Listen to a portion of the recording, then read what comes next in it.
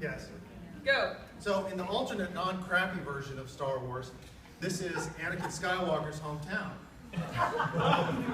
This is actually not on Tatooine, but on a Star Trek planet. So that's where you get the crossover. This is where where Khan shouted. Actually, he didn't shout. This is where Captain Kirk shouted.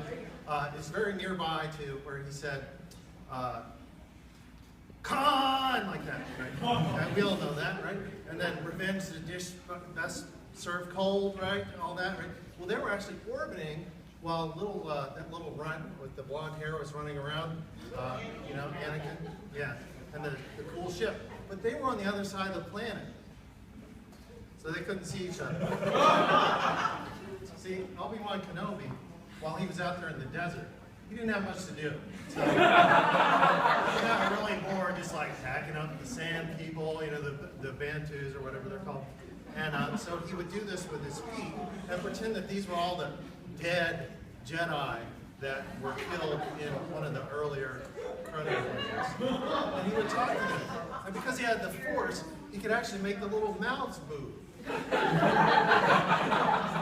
Or else, maybe he was hallucinating, eating a little too much like good Tatooine Bantus do.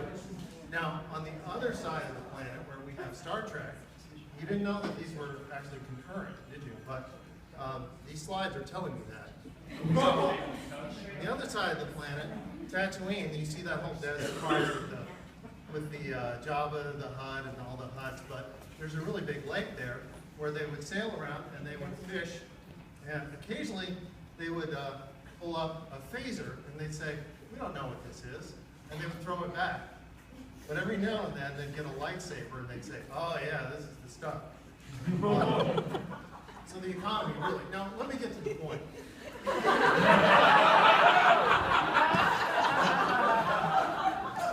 On the one hand, you've got your nerds, right, who love Star Trek.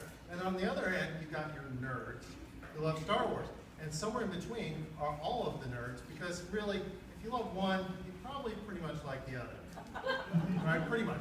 But if J.J. Abrams makes another Star Trek movie, I'm out. Star Trek is a deep, you know, thoughtful thing with big ideas and not like pew, pew, pew, pew. But I mean, that's why we watch Star Wars, right? You got all the and the pew, pew, pew, you know, big explosions, right? And then Star Trek is like, it's dead, Jim. And, you know, I mean, you know, and like everybody gets along in Star Trek. 2 minutes. Okay, better move on. So, the Bunny Revolution, this is the exact advice that if Anakin Skywalker had met Bones when he was a child, Bones would have said, take your vitamins, eat plenty of fiber, eat chocolate, which doesn't exist on Tatooine, so he wouldn't know what he was talking about. Drink lots of coffee, which did exist on Tatooine, but the beans were this big. So you'd have to have a giant grinder for it. And then Mars is bright tonight, and because it happened in a galaxy far, far away a long time ago, we have no idea what that is. So here's some sliced up Bantu. We're familiar with Luke Skywalker cutting into the Bantu, but if you prepare it properly, this is much what it looks like. Not the Bantu, I mean the Tauntaun, right? So these also freeze nicely on that planet. So this is where Captain Kirk met Darth Vader, and that's where they exchanged the movie rights, and each got percentages on the royalties. So life in the country, and we know all about the country from where Captain Kirk goes in one of those crony movies and rides his horse around because they bring him back from the dead, right? So that's a low point.